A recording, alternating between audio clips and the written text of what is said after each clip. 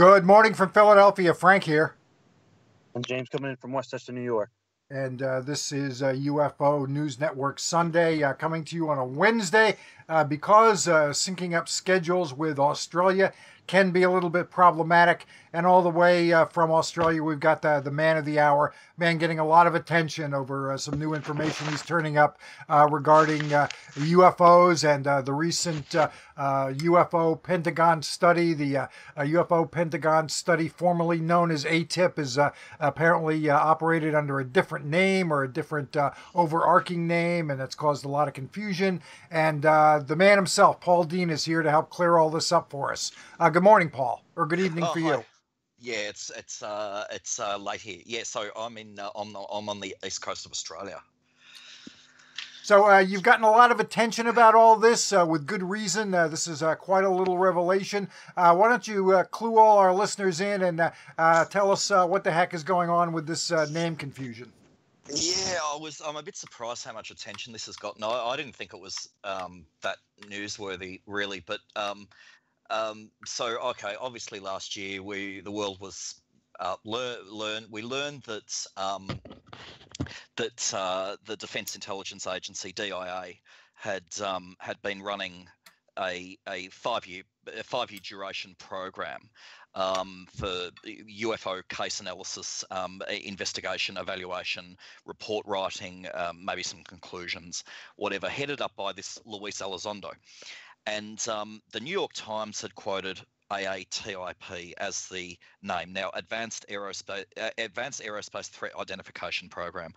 And we had come to know this as, I mean, the DoD themselves did confirm it in a very brief statement, and I had wondered if it was just possible. I think I'm sure other people had wondered this, if that was the true name. But I mean, because often programs or projects have a code attached to them too, and there's always going to be more information. And so anyway, I didn't think much about it, and everyone submitted FOI requests from December through January this year, through February. People were submitting FOI requests, including myself, to the DIA, their FOI desk, to the Office of the Secretary of Defence, which are stakeholders in military programs. And I assume people, I didn't myself, but I assume people had submitted FOI requests to the United States Navy, because some of the videos that had been released that purport to show UFOs were of naval provenance, of carriers. And so anyway, in March, which is a couple of months ago, I was actually contacted by someone via email who I eventually was able to talk to on the phone 4 times, and he's in the Defense Department. And he's at headquarters at the Pentagon, and he asked me if I wanted to look at a slightly different angle for all this, and he indicated to me that AATIP was not the correct formal name of the program, and that the the UFO investigative angle was something that had been tacked on to a larger program, and it was a little bit less formal. And I didn't know what to think about this. Like you get these so-called insiders, but he gave me a name. So he said, I would like you to, if you would be interested, to start Freedom of Information Act requesting documents for something called the Advanced Aerospace Weapons Systems Application Program, AAWSAP. So I submitted, it was the 30th, it was about 27th of March. I submitted an FOI request to the Defence Intelligence Agency for any hard copy or electronic records on mission statements or program overviews, aims, fact sheets, program briefs, etc., for this AAWSAP, or Advanced Aerospace Weapons Systems Application Program. And I got the normal reply. My FOI was put in a queue of, they quoted 1,139 requests, which is, it's probably not from that high from massive agency. I think the DIA's maybe got 15,000 staff. And you know, it's been going for a very long time. It's got a multi-billion-dollar budget. Maybe that's not a lot, but you know, to me, for something that you would like rather quickly in the form of documents, just anything, that is going to be a big weight. Anyway, so I got the reply, and that was fine.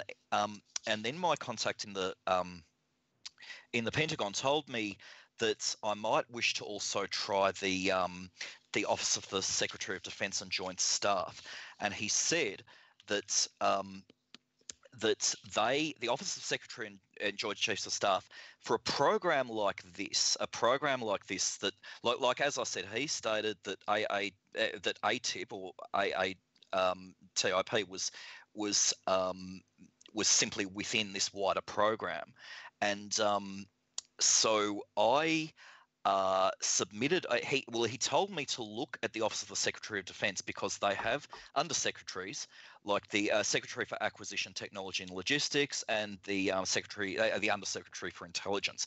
And he said there may be stakeholder documents or auditing documents, etc. there. Again, I didn't know what to think. So I think on the 6th of April, I FOI'd the Office of the Secretary of Defence to search various undersecretary records, and they came back with the same answer. That this time they unfortunately came back with a figure of that my request was in a queue of 2,283 requests, and that won't be going down anytime soon, I don't think. Now, I sort of sat on this, and anyway, recently a Swedish researcher, with the help of Kurt Collins, a Swedish researcher, Roger Glazel, with Kurt Collins, who's in Mississippi, I think. They put together a blog, like a report of sorts on Kurt Collins's blog, and Blurry Blue Lines, I think it's called, and in it, Roger Glazel was discussing the possibility that those 3 videos were never actually released properly. See, Elizondo had claimed that the videos had been released using paperwork called a DD Form 119 at the Defence Office of Pre-Publication and Security Review. Elizondo had said that, I think, on a coast-to-coast interview with George Knapp or something. And but Glazel had done some inquiries with the Pentagon, with public relations desks, and he had found that the Pentagon weren't prepared to actually say that Elizondo or anyone had used the DOPSA Form 1910 documents to release these videos. So there was two conflicting statements going on, and maybe neither of them are right. I didn't know at the time. Anyway, Roger Glazel put a report together on Kurt Collins's blog, and one thing that as I was scrolling down, I couldn't believe it, because in there, Roger and Kurt mentioned that they had obtained a couple of publications by Dr. Eric Davis, and Dr. Eric Davis has been publicly, we know for a while now, associated with AATIP.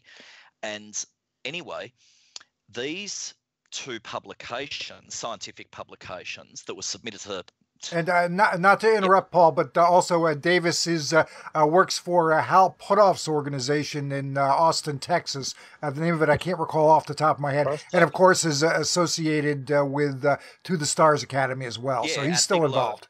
Yeah, at Bigelow Aerospace. So the connection, I mean, these 2 publications, Roger indicated in his blog that they were that these 2 publications were available online, and he noted that these 2 publications that Davis had written ostensibly for the DIA's Defence Warning Office, and the DIA, of course, is where AATIP was located.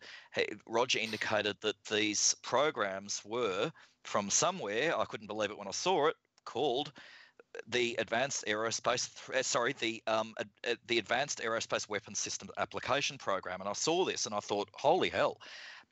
And anyway, I went to these publications, these Eric Davis documents, and sure enough, in there, it does, like the documents say, both of them on page 2, it specifically said they're 2009 documents. It says this product, these two documents, well, each publication is a product in a series of advanced technology reports produced in financial year 2009 under the Defence Intelligence Agency Defence Warning Officer's Advanced Aerospace Weapon System Application AAWSA program. It was so similar to what the guy in the Pentagon had told me. Obviously, you can't ignore it. Now, my first reaction was to think, hold on, okay, how long have these been online? Blah, blah, blah, blah, blah. But the guy I'd been speaking to, he certainly, I checked him out. I was able to verify that he did exist and it wasn't a troll or something, a scammer. Anyway, I decided, well, okay, so I got in contact with him again, and I said, look, this is what's happening. It looks like it's sort of partially public. This name has come up. I couldn't find it anywhere, this AAWSAP. I hadn't been able to find it on Google or anything. And I explained about this blog by Kurt Collins and Roger Glazel, and I said, what do I do now? And he said, okay, well, as long as I'm not involved, do what you want. So I decided to write a blog about it, and that's basically what's happened. I did ask him one thing. As I said, Kurt and Roger particularly Roger, were indicating that they just did not feel that Elizondo had these videos released by the DOPSA review agency with Form 1910s. And I asked him that specifically. I specifically said, what's the problem here? And he said, I guarantee they were released via those Form 1910s. However, corners were cut, and Public Affairs, who help release records, Public Affairs were not involved, and they should have been, and their noses are out of joint. That's what he said. That's all Okay. I'm going on, all this is all very good, but until, the New York Times have seen records, apparently. There is no, I just don't believe there is any way that the entire thing, Elizondo has, I feel, been pretty above board. I think this program, basically the bottom line is, what I was told is, and what it appears now is, that the Advanced Aerospace Threat Identification Program, AATIP, was a slightly ad hoc or slightly less formal sub-program within AAWSAP. That's the impression I get. There's a timing thing there as well. I don't think they started at the same time. I don't think AAWSAP started out with, say, 10 sub-programs all on the same day. I think this developed over time. And I was surprised about the coverage. I wish it would just go away, actually. Until we get some kind of confirmation from the Pentagon's public affairs people, or from maybe even the Navy, this story will just twist and turn, and that's fine. But there's so much other cool stuff we can be doing that, So that's basically what happened. Got it. And is this name discovery going to? Well, you're still in a long queue, regardless, and maybe even a longer queue now with the new FOIAs coming in. Yeah, everyone's original FOI requests were for AATIP documentation within the DIA, or maybe the Navy, or maybe the OSDJS. But now that, I submitted. As soon as I found out about this from this person, I submitted, like I said, FOI requests to the DIA and the OSDJS, and that, everyone had already submitted FOIs about AATIP in December, January, February, and now it's just possible that we all have to start again. And so I started again. And I would have told everyone at the time, but I was just told not to. Added to the fact I didn't know if it was real. So yeah, I don't know. This is just going to be slow. Either way, AATIP, AAWSAP, it's going to take so long. I cannot believe, it amazes me that it can take, for organisations that are so well funded, that their FOI departments are so under-resourced and apparently so underfunded. There's just one scandal after another with these. The FOI system in the United States is failing. I know that that US CENTCOM which is a Unified Combatant Commandant, they barely respond to FOI requests at all, like even to acknowledge them. So you can send them one and it just goes into a black hole. And like there's been some real scandals, and I don't know how they're going to fix it, because it just seems to be endemic. I was told, some people might know an author called Jeffrey T. Richardson, who wrote very, very groundbreaking books about the US intelligence community, particularly focusing on spaceborne satellites like defense reconnaissance, ground intercept stations, etc. And he said he unfortunately, I was quite surprised, he died recently, and I had spoken to him early last year, and he gave me a list essentially of because he was a very significant FOI requester. He had an entire staff, and he, with the National Security Archive organisation, civilian organisation, and he gave me a list of the worst FOI offenders, and unfortunately some of them are the very people we need. They are like the United States Navy's Atlantic Command and the United States Air Force's Secretary of the Air Force, and he told me the best ones. He said some of the Army agencies, some of the Army major commands are very good, and US Stratcom, which is US Strategic Command, is very good, and that's important for us because they oversee functionality and operations of Air Force Space Command, Navy Space Command, etc. But there is such a long list of agencies and officers in your country that are simply tearing up FOI requests. Or wait, I mean, one FOI request I know recently involving the CIA. It was by a researcher called Keith Chester, who wrote a book called Strange Company about Foo Fighters. And he actually couldn't believe it. He got a letter a while back last year. He got a letter from the CIA, or it might have been from the National Archives on behalf of the CIA. But anyway, it was for it was a reply to an FOI request that he submitted 10 years ago. I mean, he forgot. He'd actually forgotten. I mean, he'd written the book. It's no point. Imagine if you're writing a book or doing a thesis or a dissertation, and you've got FOI requests out, and you've got to wait 10 years. Like, you'd be 50 before you could publish the thing. Like, it's just ridiculous. Like, yeah, I don't know. Like, it's just failing, you know. Got it. Well, you have had some tremendous luck with the FOIA requests, especially generating a lot of information regarding OPREP and NORAD. So why don't you tell us a little bit about why you were able to have success with them, and what kind of success did you have? Real quick, let me just interject and say, for everybody listening, all these links that we're talking about will be in description. So check the description and the links will be available for you. All right, go ahead, Paul. Sorry. Yeah, so I mean, when I say we, there's a British researcher I work with called David Carmichael, and we've had success. We've had some success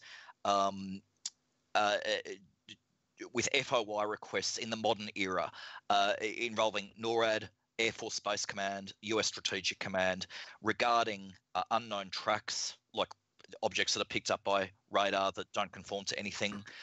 NORAD remaining unknowns, which are unknown tracks that stay unknown for more than 5 minutes and then vanish. Odd tracks, hostile pending tracks, the reporting of unusual events over bases, so on. We've had some success, but what happened was, when I was studying the UFO phenomena, for whatever it is, over the years, one of the most influential books I think in history is a 1984 book called Clear Intent. It was republished as the UFO cover-up in the 90s, but Clear Intent was written by a Barry Greenwood and a Lawrence Fawcett. And what actually happened was when Project Bluebook closed in 1969, that was considered by many, journalists, science people, military officials, cops, whatever. It was sort of like the final word. It was treated as if to say government agencies are not stressing about this UFO stuff anymore. There's nothing out there really. We're not collating reports, we're not investigating, we're not discussing UFO researchers anymore. It's all bunk, it's a waste of time. That was 1969. So what happened was, a group of researchers including Barry Greenwood, Lawrence Fawcett, and particularly another chap called Robert Todd. He died sadly about 9 years ago, but Robert Todd, between those three and a few others, Larry Bryant, Todd Zeckel, Brad Sparks, etc., from 1973-74 really to the 90s, they absolutely flooded.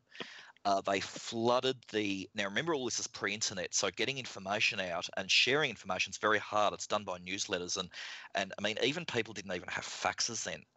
Photocopiers were something you had at work if you were lucky. And so, but these guys, they flooded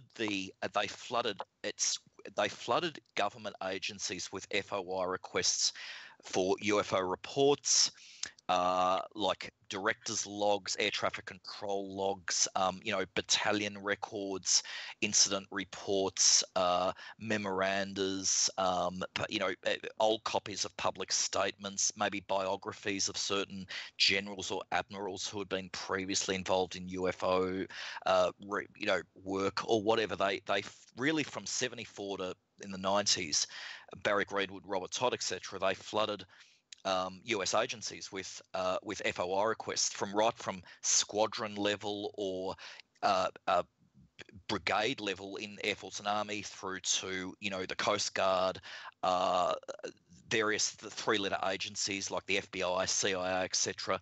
But what was most interesting was Robert Todd particularly, but all of them, they actually started hitting NORAD. NORAD for those that don't know, NORAD stands for North American Aerospace Defense Command, and they are the premier agency. It's a binational agency between the United States and Canada. They're the premier agency, and right now their fact sheet says, and it's always been like this, they are charged with the missions of aerospace warning and aerospace control for North America. Aerospace warning includes the detection, validation, and warning of attack against North America, whether by aircraft, missiles, or space vehicles, through mutual agreements, blah, blah, blah. Aerospace control includes ensuring air sovereignty and air defense of the airspace of Canada and the United States. So put simply, NORAD uses their own radar systems plus US Air Force radar systems, a myriad of primary radar tracking networks, different types of radar too, to build up like an integrated and recognized air and aerospace picture across North America, even out into space. Although that's really US Strategic Command that does space tracking and space surveillance, but NORAD is very much part of it, particularly at the Missile Warning Center at NORAD. Anyway, so as the years went on, it was quite clear that one of the best agencies, other than maybe the United States Air Force, one of the best government agencies to be hounding and corresponding with and sending FOIs to had to be NORAD. The NORAD Directorate of Operations, the NORAD Directorate of Intelligence, NORAD headquarters, the NORAD sector headquarters in Phoenix or New York or whatever. And so Robert Todd and Barry Greenwood were flooding NORAD with FOI requests, and they actually got a very, very large number of documents out, a very large number. And sometimes the actual FOI reply letters themselves were just as interesting as the document. Here's the problem, though. Robert Todd, particularly, and Barry and others, they simply could not get all this material out to the UFO community. They had the book Clear Intent, which had 3 chapters on that relate to NORAD, and then 1 chapter that relates directly about NORAD. And then there was a magazine they wrote called Just Cause that went from, well, there was Just Cause in the 70s, and there was another a guise of it in the 80s and 90s. But they simply, Robert Todd sent so many FOI requests to NORAD, and so he had so many replies and documents come out, and then others involving National Military Command Center and the Strategic Air Command and so on. They just could not get this material out. Anyway, I've been going through it with Barry. Barry has got all this. He's got his own FOI requests and replies, plus Robert Todd's. Now, this is so we've got all this material from the 70s and 80s and 90s, and there's some really stunning stuff in there. Now, when I was studying the UFO matter, I realised myself it was plainly obvious that NORAD would be, like I said, one of the best agencies to deal with. And so I started focusing on, I suppose I started focusing on old documents and old NORAD history related to the UFO matter, and as well as what I could do currently. And what's really odd about it is that NORAD and there was another agency called Aerospace Defense Command, which was similar to NORAD, but they only defended the continental United States. Anyway, they NORAD and ADCOM over the years have put out statements in letters and in little press conferences and so on, which are so demonstratively false that it is hard that they could keep a straight face. What I'm saying is what we've got in the form of documentation compared to what they've said publicly is a 180-degree flip. And I'll give you a few examples. Okay. On the 10th of November 1975, a Colonel Terence C. James, who was at NORAD headquarters at Ent Air Force Base, he told Robert Todd, and I quote, "This command has no present activity in investigating UFOs, nor does any other area of the United States government that I'm aware of." Okay. Now, on the 28th of November 1975, another letter was sent from a NORAD sector headquarters. I think it was NORAD 21st Region to Robert Todd, and it simply said, "We do not undertake investigative measures. Our interests are satisfied in near real time, and no formal documentation is created by this command." Okay. April 25th, 1988, a letter to researcher Dr. Armin Victorian, who was an oddball Iranian national in the UK. It was from the Directorate of Public Affairs. It was from NORAD's Public Affairs Office, Lieutenant Colonel Roger I. Pennell. He stated to Armin Victorian, "Thank you for your recent letter requesting information on unidentified flying objects. Unfortunately, we have not recently released any information concerning UFOs, nor do we keep any information on file. Although we do not have any information on UFOs, you may want to write to the following address and they might be able to assist you." And the following address was MUFON headquarters in California.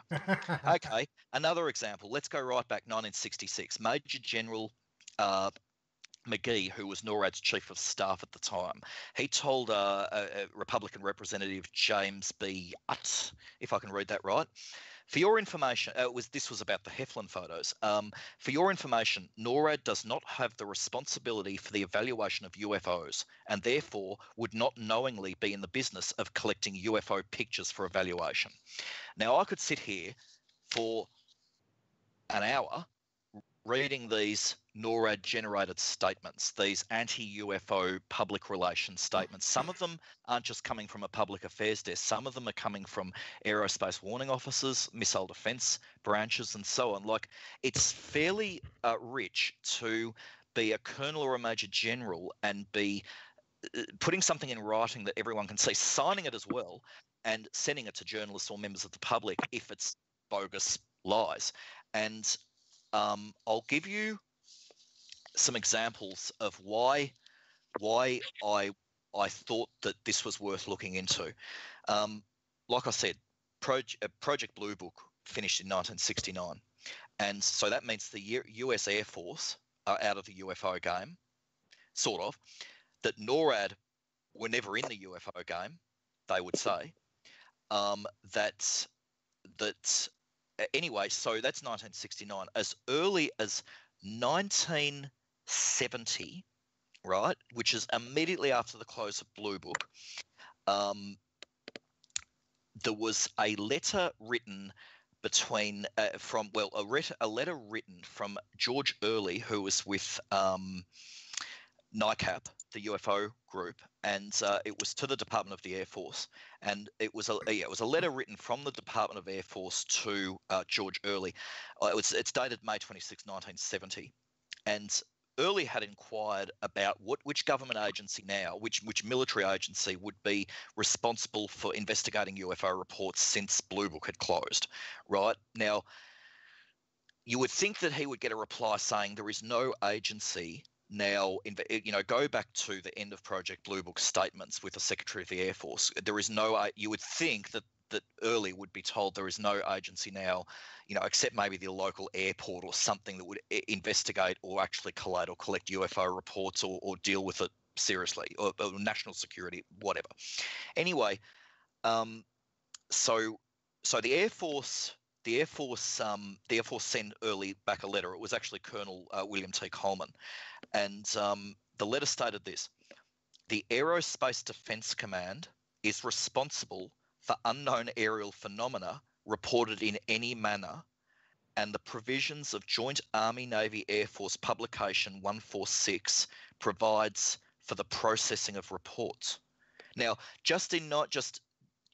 for starters, there's two things going on here. One, the United States Air Force. Now, like I said, this letter says the Aerospace Defense Command is responsible for unknown aerial phenomena, right?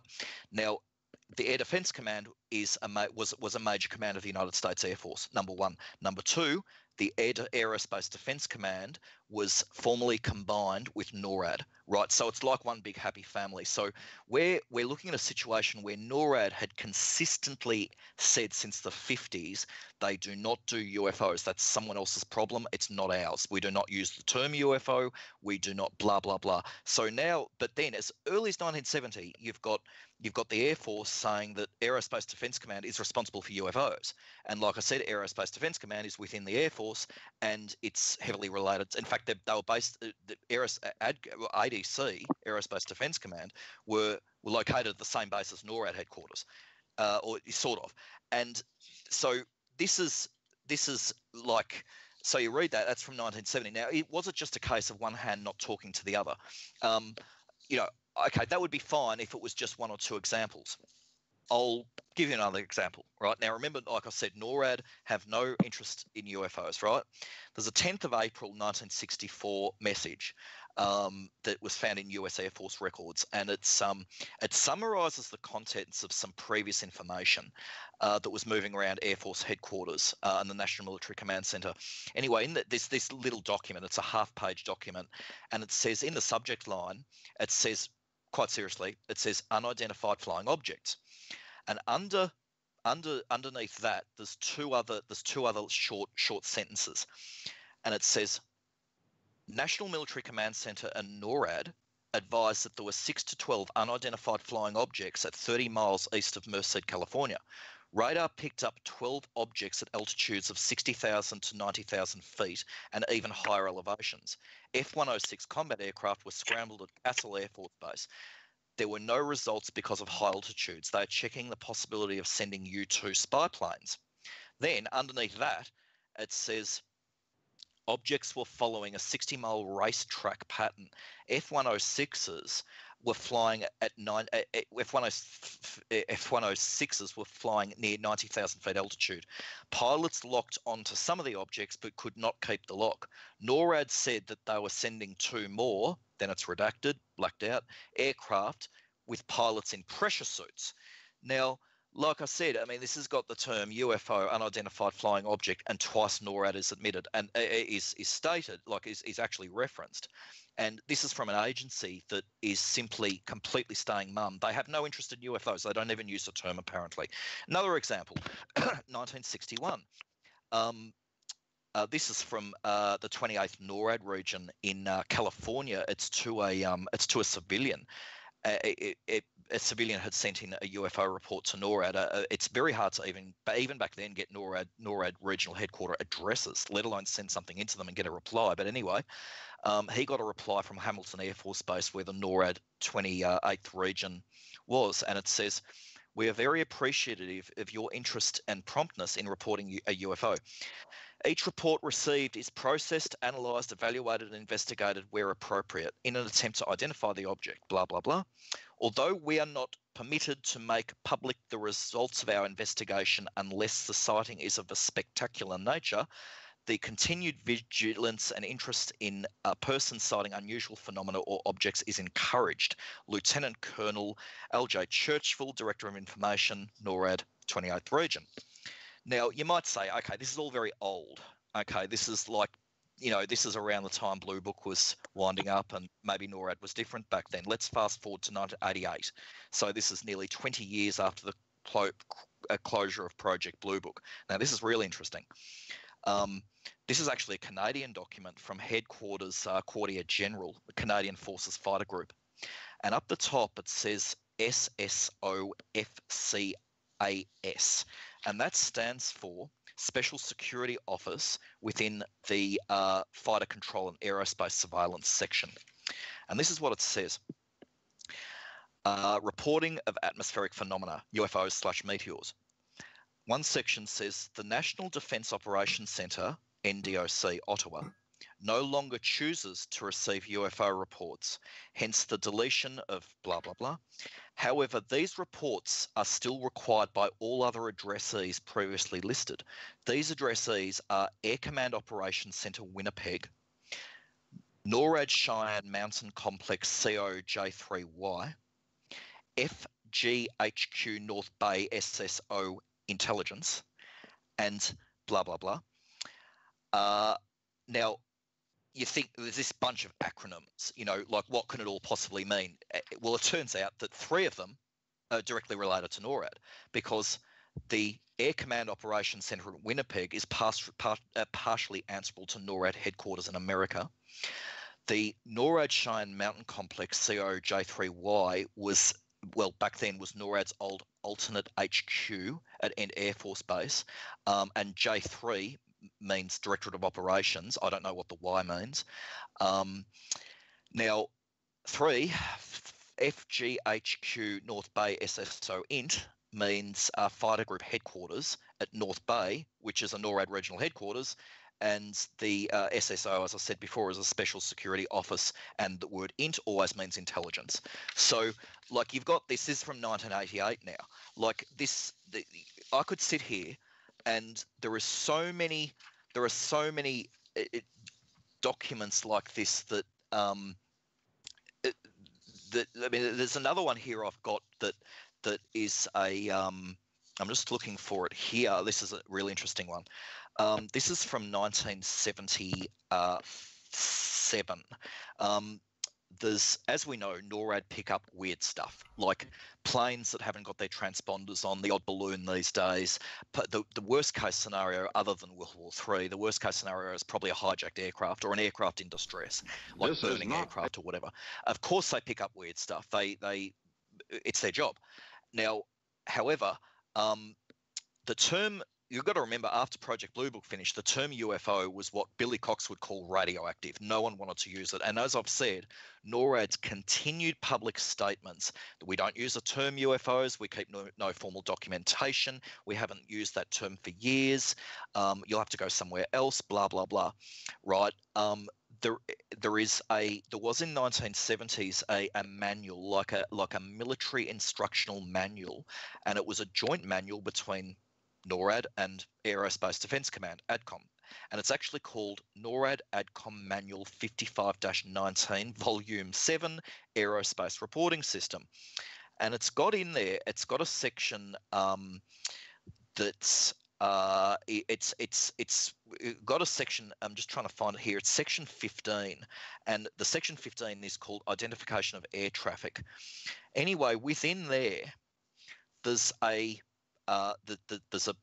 section called purpose, like what is the purpose of the identification of air traffic section within this massive manual. And in there it says 1, subject and purpose. It's actually discussing a report form that a NORAD officer can fill in, but it says subjects and purpose. This report form provides the NORAD Combat Operations Centre with additional data concerning each unknown track, radar track, classified as unknown, bracket, to include unidentified flying objects, UFOs, close bracket. Now, is it not enough when that term is being denied constantly, and it's so loaded and radioactive anyway, but in classified doctrine, you've got this statement saying that unknown tracks that they're seeing, like on radar systems, can be reported on this particular form that they can fill out. and it says here to include unidentified flying objects, UFOs. I mean, how much clearer can you get? And this is from an agency that has continued to say things like, as I stated, this command has no present activity investigating UFOs, or we do not undertake, or we've got no formal documentation about UFOs. We do not have information on UFOs. We do not knowingly collect UFO information, blah, blah, blah, blah, blah. And yet they've got this internal secret manual for eyes only that, and I quote again, unidentified flying objects, UFOs. So that's why I believe that the NORAD angle is very, very, very important. Mm. And of course, NORAD, they've got the gear. That's a big part of, that's their job. They've got the radar gear, and radar is physical evidence for these UFOs. So it is. It is. I mean, we call it a system of systems. I mean, they're tapped into the FAA's, the Federal Aviation Administration's, what's it called? I can't remember what it's called. It's their massive integrated primary and secondary radar network. NORAD's integrated into that. They receive terabytes of raw data every minute from FAA sites. Then NORAD receives data from the coastal United States Air Force squadrons, particularly like Tyndall Air Force Base, Elmendorf Air Force Base, Los Angeles Air Force Base. Then NORAD also received data from the missile warning squadrons, which are assigned to Air Force Space Command, and so on. If there's one agency that would be picking up anything really odd in our atmosphere, it's definitely NORAD. Probably more at sector or regional level, like at the regional operations centres, like right at the coalface, where the air traffic controllers or the battle space controllers and the battle space aerospace specialists are actually staring at these screens. I mean, they have the option to stare at screens and look at everything up there that's above 40,000 feet only, or everything up there that's under a certain altitude, 20,000 feet. They can tap with their fingers. I mean, they can just tap on a contact and zoom right in on it to see possibly its mass, precisely where it is, right down to the nearest mile, that sort of thing. So that's why I believe it's important. And that NORAD has actually, that over the years, NORAD has actually released quite a lot of documentation that is certainly telling another angle with this is, like I was saying before, well, I don't know if I mentioned this, but when Bluebook was actually closed, a lot of readers will probably know this, but I'm just looking for it here. When Bluebook was closed, it was closed by the Secretary of the Air Force, and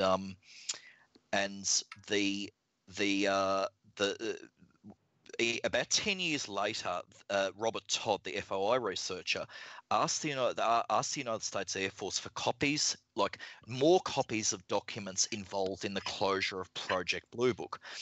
And the Secretary of the Air Force actually sent him a rather extraordinary memo. It's known as the Bolender memo, or the Bolender Air Staff Study. And it was classified secret. And it was written by Brigadier General Carroll H. Bolender, who was the Deputy Director of Development for the United States Air Force. And the memo was written on the 20th of October 1979, but it was never released. It was only released in 1979 to Robert Todd, and only because he hounded them. And on page 2 of that basically the memo entails how should we actually close Project Bluebook administratively, what the history of Project Bluebook is, blah blah blah. It's 3 pages long, but in there's 2 interesting statements.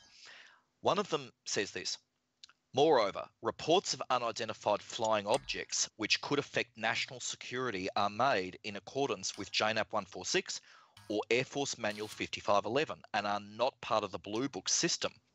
Then a couple of lines down, it says, however, as already stated, reports of UFOs which could affect national security would continue to be handled through the standard Air Force reporting procedures designed for this purpose. Now, you've got to remember that back in 1969, when Bluebook was closed, the Secretary of the Air Force had said that with the termination of Blue Book, the result would be that investigation studies, blah, blah, blah, had not helped us with the UFO problem. The conclusions of Blue Book and the Condon Report were, quote, no UFO reported, investigated and evaluated by the Air Force has ever given any indication of a threat to our national security. Right, so you've got this statement from the Secretary of the Air Force, no less, saying that Blue Book and Project Condon, the Condon Commission found that no UFO reported, investigated, and evaluated by the Air Force has given us an indication of threats to security. And yet, at exactly the same time, you've got a classified air staff study memoranda by Brigadier General Belinda, which is saying that UFOs in future, which could affect national security, should be reported by JNAP 146 or Air Force Manual 5511, and that's important because JNAP 146 lays out something called communications instructions for reporting vital intelligence sightings. And they're called service reports. And service reports can be used by pilots, there's an equivalent naval system called MERINT, which is almost identical, but we'll say service and MERINT reports. A seaman and a pilot, a person on a base can report anything, airborne, hostile, unidentified aircraft, contrails, missiles, unidentified submarines, and so on. But one of the categories he or she can report is unidentified flying objects. And interestingly, service reports and MERINT reports that are submitted, they go through the nearest air defence base, and guess where they go? They go to the Commander-in-Chief of NORAD, right? Now, again, you've got a situation where the United States Air Force, who partly run NORAD, are saying publicly that UFOs have never been a threat to national security, and yet at the same time you've got this revelation that service reports, and another thing which I'll discuss in a minute, service reports can be still that could affect national security, that can be UFO, they can put UFO reports in a service report. They go to the Commander-in-Chief of NORAD. The other thing I was going to say is this, and I know this is a lot for people to hear, but as I was saying, the Belinda memo mentioned the JNAP system for reporting UFOs, which would affect national security, but he also said in there that basically he said in accordance with JNAP 146 service or Air Force Manual 5511. Now, researchers have known for years about JNAP 146 service reports, but something we haven't known much about was Air Force Manual 5511. And Air Force Manual 5511 was a 1968 piece of doctrine that laid out something called the Air Force Operational Reporting System. And I thought this is interesting because it was saying here that UFOs, like important UFO events, could be submitted by service reports, which we know about. But years ago, I was thinking, what's this Air Force Manual 5511? And like I said, I got a copy of it, and it lays out the Air Force reporting system, which is basically an auto-din tally system at every base that you can report anything of interest to the Air Force major commands, like an outbreak of flu, a crashed plane, anything.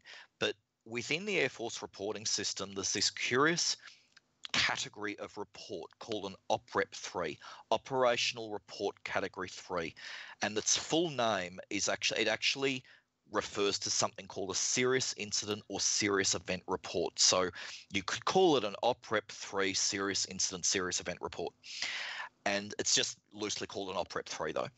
Anyway, I thought I'm reading this, and OPREP-3s back in the 60s and 70s were used for anything really serious, really significant, that were a threat to national security potentially, that would attract a lot of attention, that weren't covered by other report things. It's miscellaneous type events.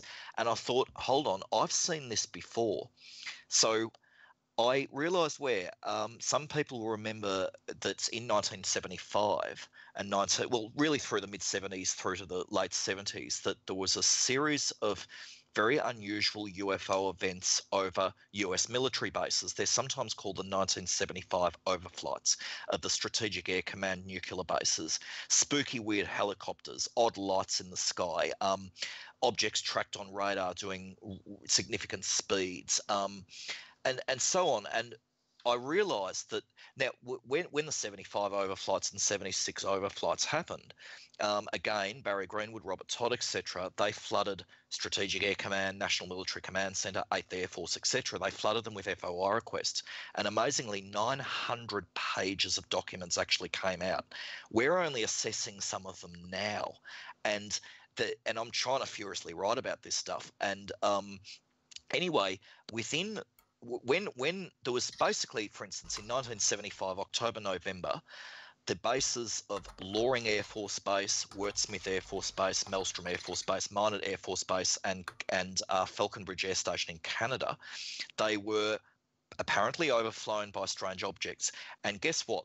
The way that those bases, like the command posts and the squadron communications officers there, the way they communicated these sort of urgent UFO reports to the National Military Command Centre and Strategic Command Headquarters, the way they did it was, guess what? OPREP-3 report.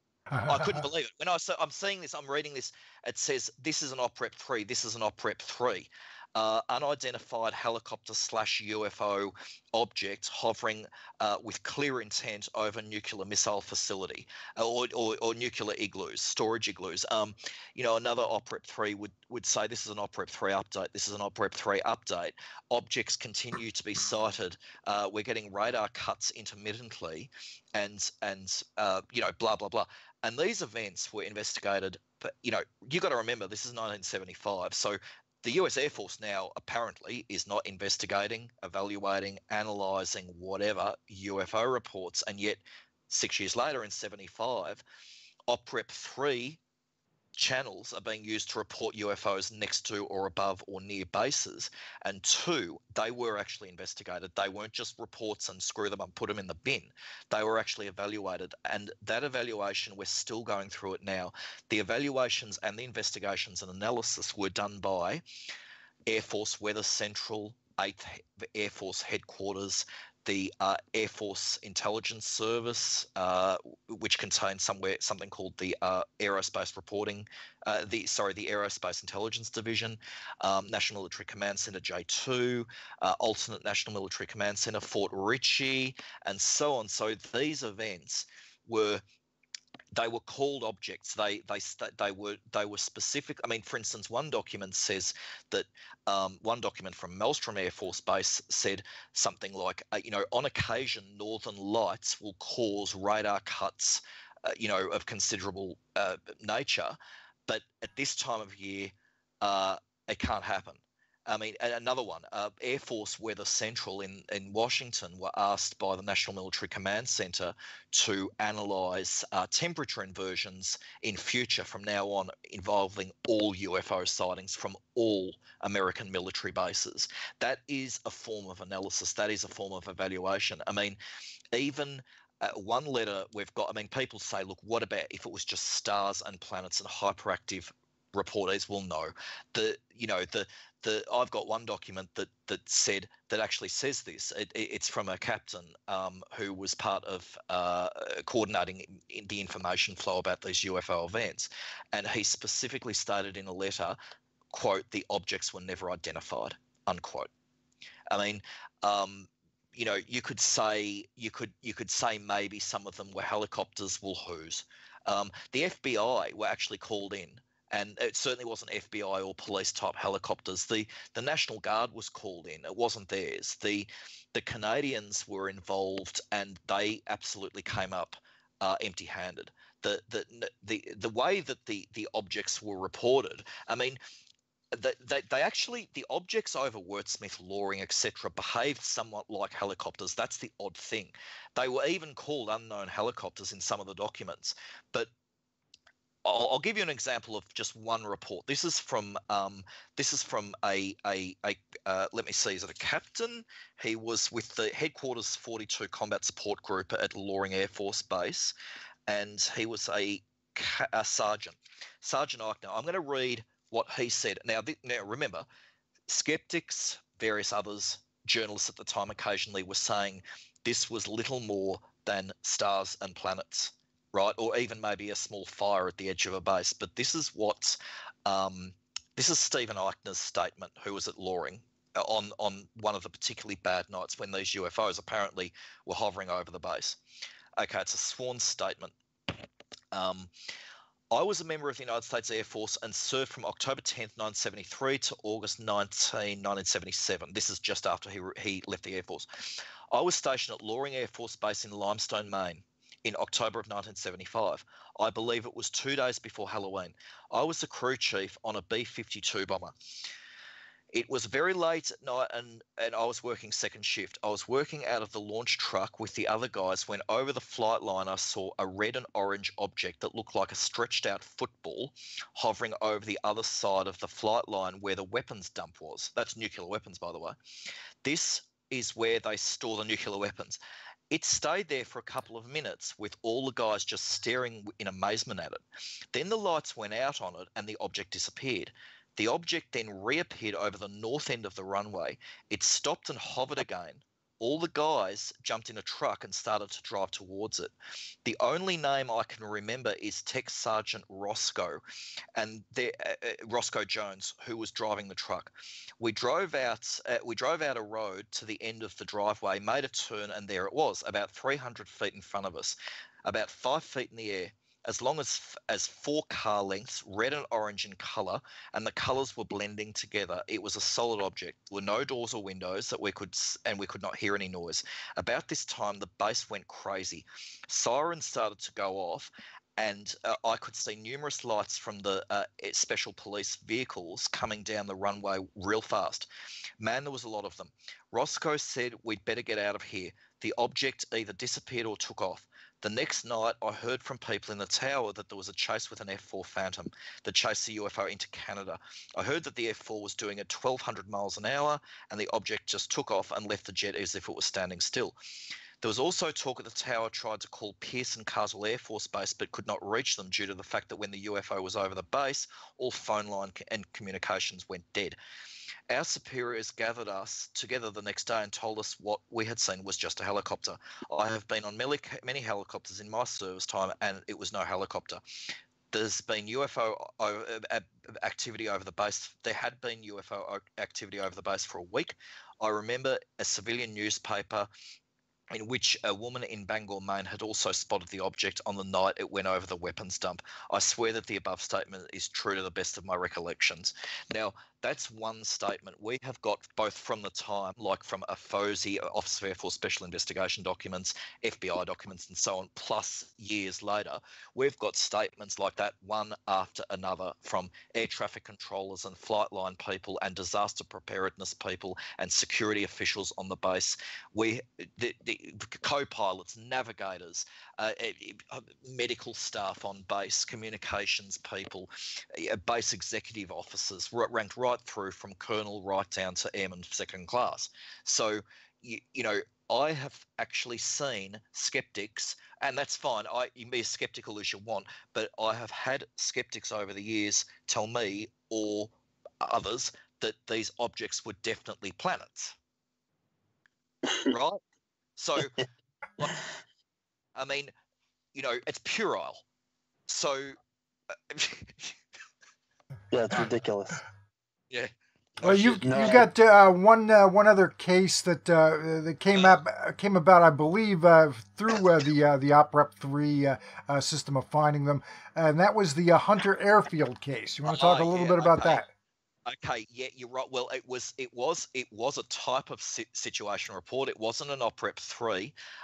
It was actually, by the way, just on OPREP-3s, we actually have only 5. Like I said, Belander in his memo said that Air Force Manual 5511 could be used for reporting UFOs, and it contains the OPREP-3 system. And we do know that in the 70s that OPREP-3s were used 5 times by the US military, because the OPREP-3 system eventually was migrated to the Army, Marine Corps, and Navy as well.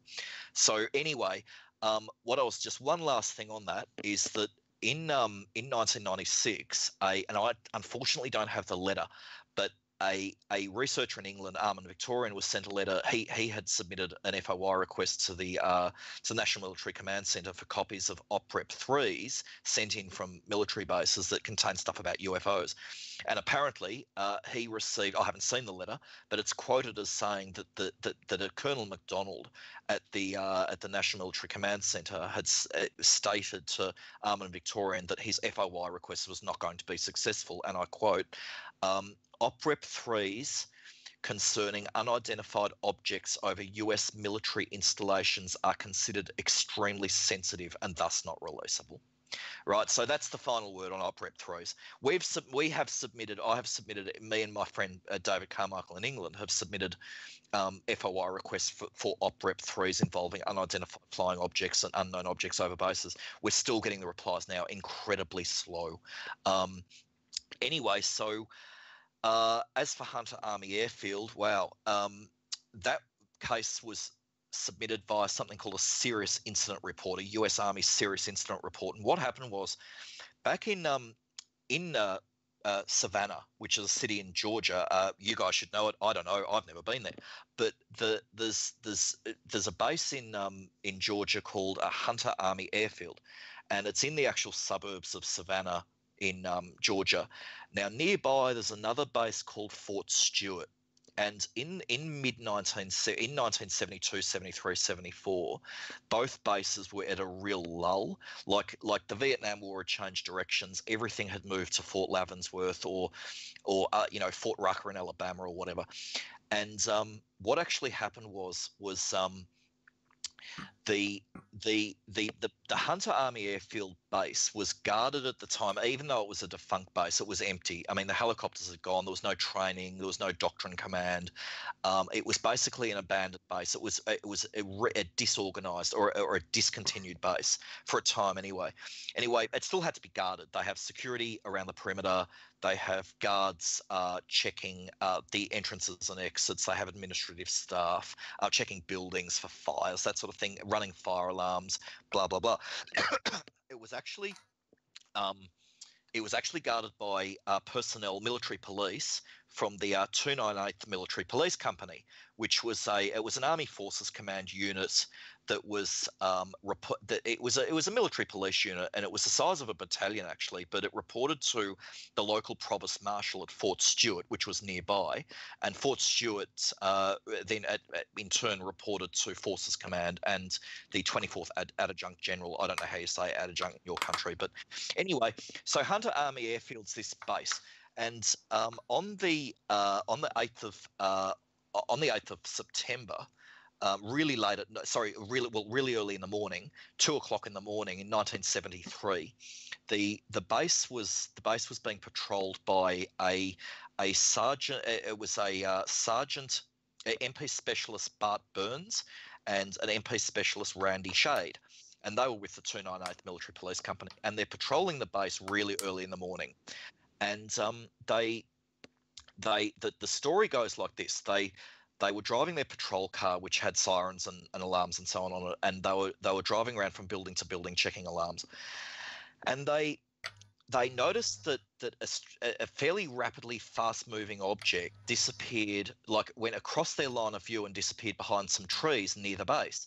And they actually were a little worried for a sec that it was possibly a very small aircraft that was in trouble, and it vanished behind the trees, and they didn't hear anything over the radio system with the local police, with Chatham County Police Department, etc.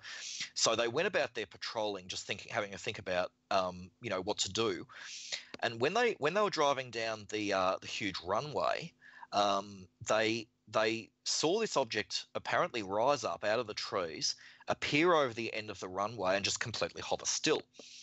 And they, cut a long story short, they drove towards it a bit, and they thought this can't be a helicopter because there's nothing due here tonight. We just don't take helicopters anymore.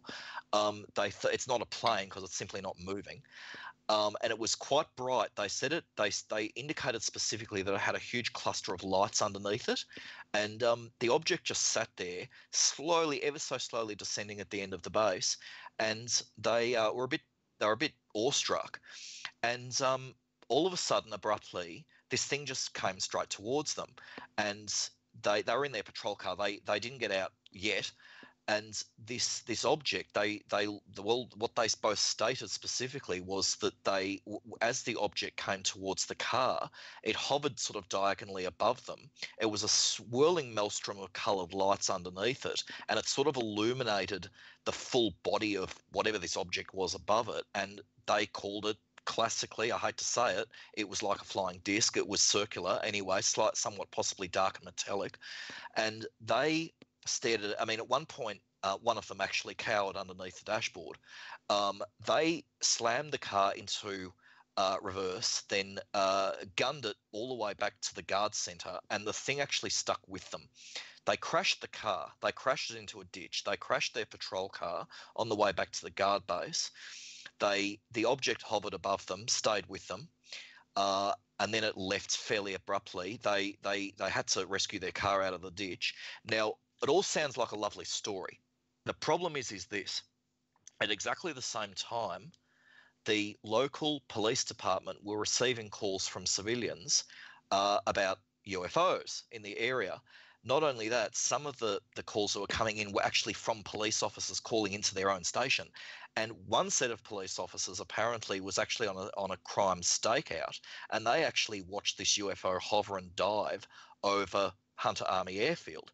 The journalists who broke the story the very next day actually did a really good job. It wasn't lurid. They quoted accurately, we believe. Now, the MPs, Burns and Shade, got back to the guardhouse. They went back to Fort Stewart, which is miles away. They immediately filled out a military police report about the incident. Then they filled out a much more serious event report, which went to Forces Command Headquarters and Headquarters Department of the Army. Now, this story broke in all the papers.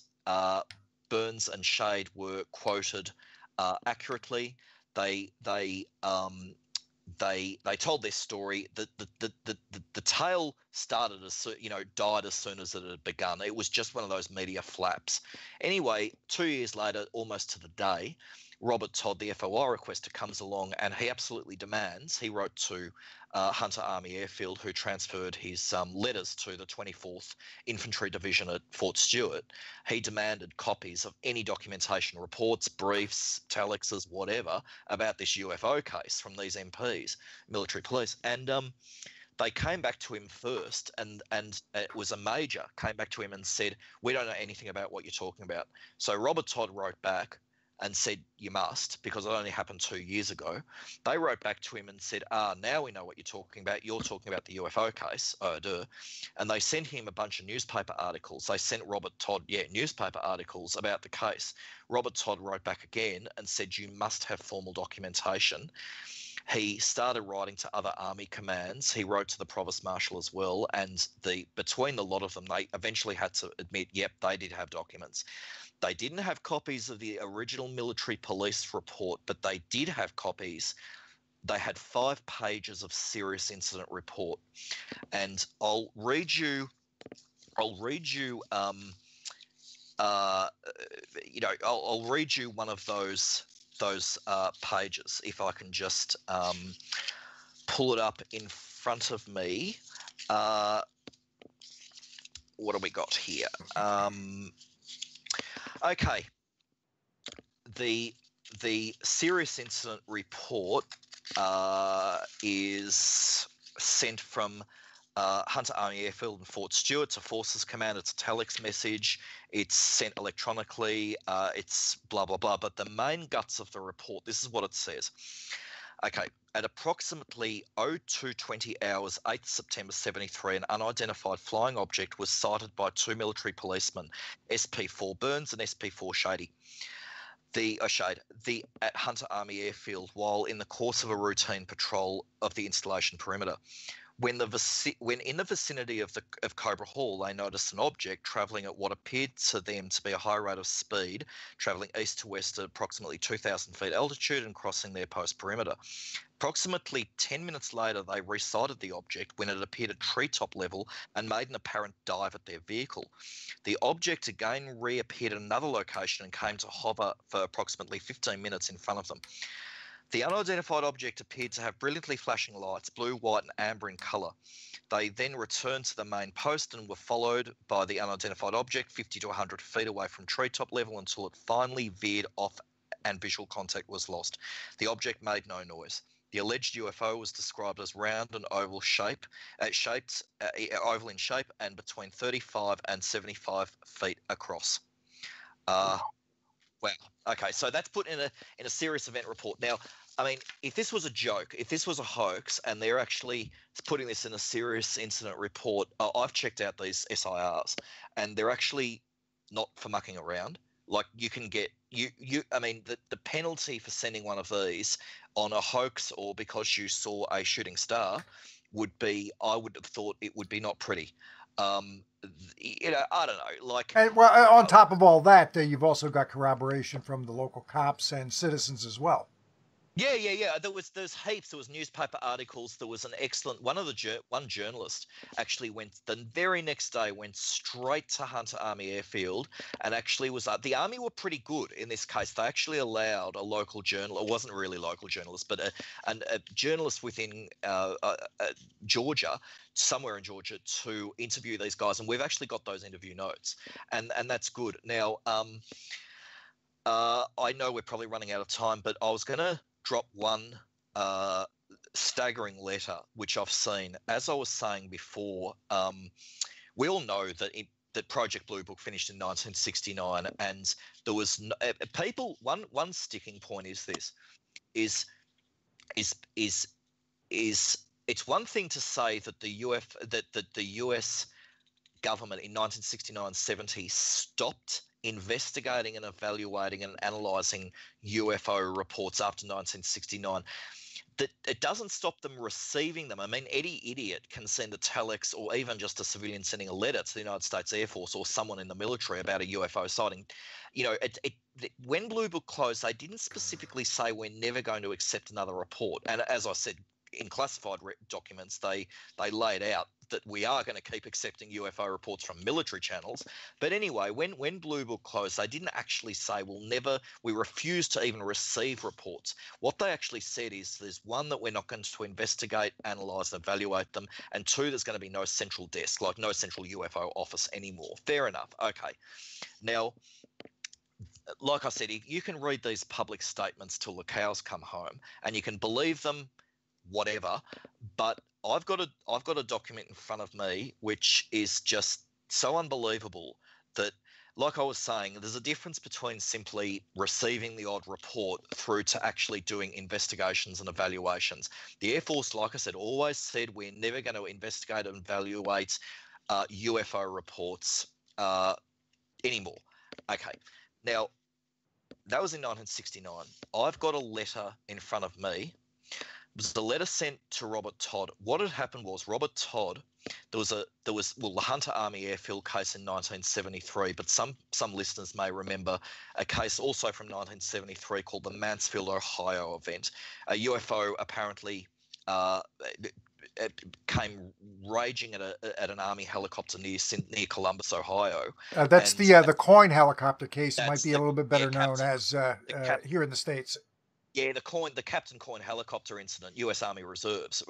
It was in whenever it was in 1973. So there was actually a couple of other cases as well in California involving the Army, an Army depot. I think it was Sierra Army Depot. So anyway, Robert Todd, the FOI requester, he's got all these cases in front of him, like Hunter Army Airfield and Mansfield or Coyne helicopter case, and a couple from California. There was a couple of U.S. Coast Guard cases at the same time, and so on.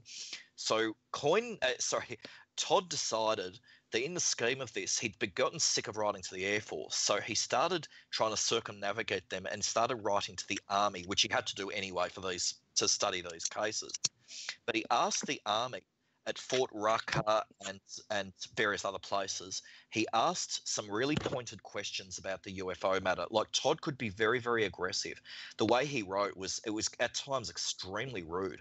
He was savage. And I mean, anyway, so he was having conversations or letter exchanges slowly through January, February 1976 with the Army at Fort Rucker, and one of he he asked he was, without reading it out, he went back and forth, and one of his final letters was really aggressive. He absolutely demanded to know from Fort Rucker's Army Aviation Center. He absolutely demanded to know. He said, "You can't tell me that UFOs, when they nearly ram into helicopters or when they chase people down on bases, you can't tell me that the United States Air Force or the United States Army or any of you guys are not interested." He was really forceful. I haven't got it in front of me, but I do have the reply. What actually happened was the guy he was corresponding with was a Herbert C. Strickland, who was at Fort Rucker, and Strickland was the Deputy Public Affairs Officer at the Army Aviation Center in Fort Rucker, and so Todd wrote Strickland yet another letter, which was pretty aggressive. And this time Strickland said, "Okay, I'm going to have to get rid of this guy." So Strickland went to another part of the Army, which has heavy relationship with the United States Air Force. And so, Strickland went to a guy called Colonel Samuel P. Calagian.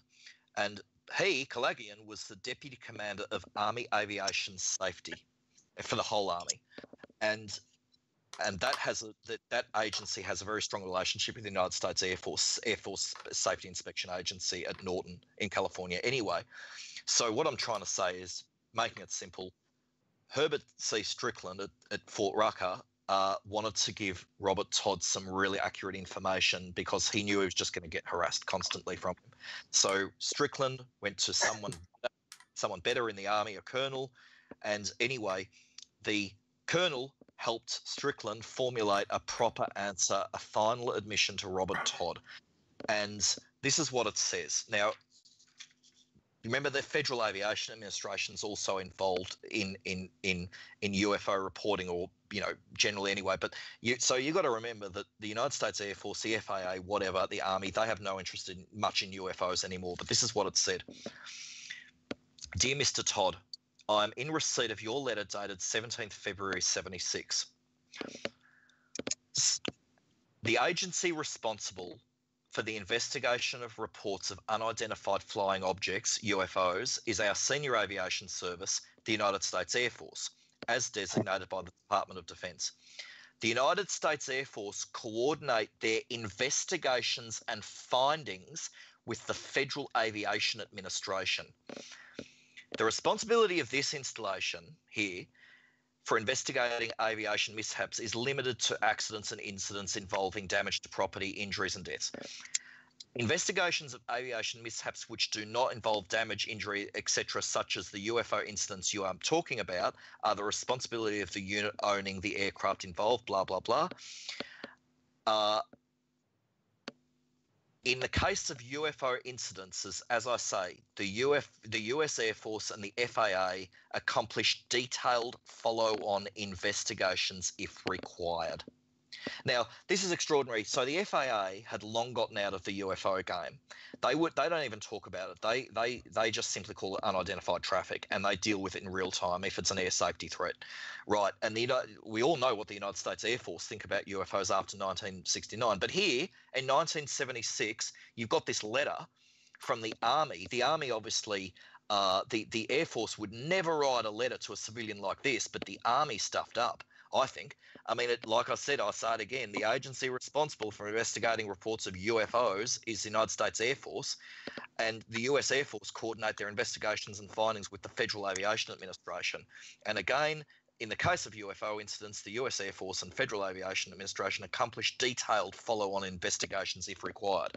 How much clearer can you get? Well, Paul, I certainly do appreciate you coming on with us this morning. Love to chat longer, but unfortunately it's during the week, and James and I both do have to get out the door and get on with our days. But thanks for joining us. You were fantastic, and I'm sure we'll be in touch. So as more news comes up, you'll keep us up to date. I will. All right. Thank you, guys. By all means, check out Paul's website, Documenting the Evidence. UFOs Documenting the Evidence. UFOs Documenting the Evidence. We will absolutely have a link to that site, and You can go hog wild reading Paul's lengthy reports and photos of the different documents that he references. Paul, thanks again, and go Richmond Tigers. Is that about right? Oh, yeah. Yeah, the football. We have real football. I promised Paul before the show that I wouldn't talk about my new favorite sport, Australian rules football, and I kept to my word right up to the end. It's savage. No pads. None of these pads. No helmets. Just absolute raw, brutal aggression. Blood. It's literally blood everywhere. That's how it's done. Yep. All right. See ya. Appreciate it. Thanks a lot, Paul. You're going to do excellent work. Bye. All right. And James, I think we've got another successful show in the can. Okay. How did it go? No, I got to wrap up. I think it went beautifully. I'll talk to you later. Bye. Thank you now. Bye-bye. Bye. And have a nice day, everybody. Thanks for joining us.